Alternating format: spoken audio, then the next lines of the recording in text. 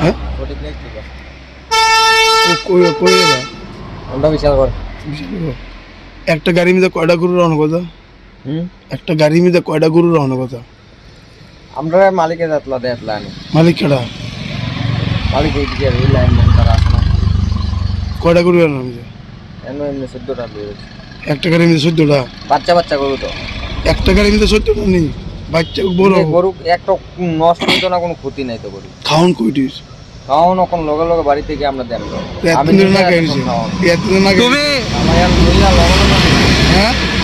ভাইয়া গামলার থেকে লগে লগে লুট করে আর কোন ভাই কইছি ঠিক নাই কই আর তেলে মনে কই তুমি না খায় রাখছ তুমি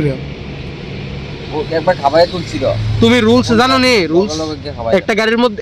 মধ্যে তিনটা থেকে চারটা দুইটা থেকে তিনটা গরুর বেশি লন জানা এই জায়গার ভিতরে এতটি গরু বাইন্দা ডিফা দিয়া দিয়া লইছো এটার ভিতরে পর্যাপ্ত খাওন নাই জানো নি এটা যেন অবৈধ এইভাবে বানানো মালিকের নাম কি দা অঞ্জনা তারা আসলে আমাদের কাছে একটা ইনফরমেশন আছে যে হাওয়াইবাড়ি এলাকাতে দুটা গরু মিসিং আছে এই ব্যাপারে আমাদের অফিসার বিদ্যালয় সাব ইন্সপেক্টর উনি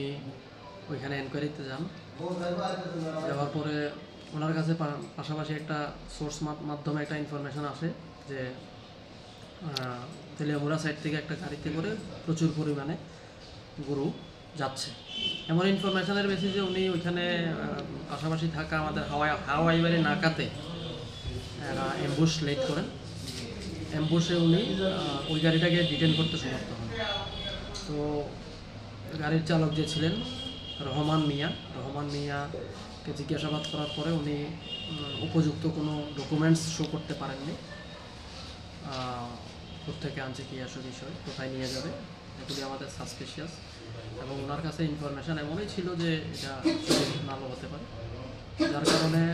উনি একটা সুমোটো কমপ্লেন লজ করেছেন গাড়ি গরু সহকারে সিজ করে থানায় নিয়ে আসি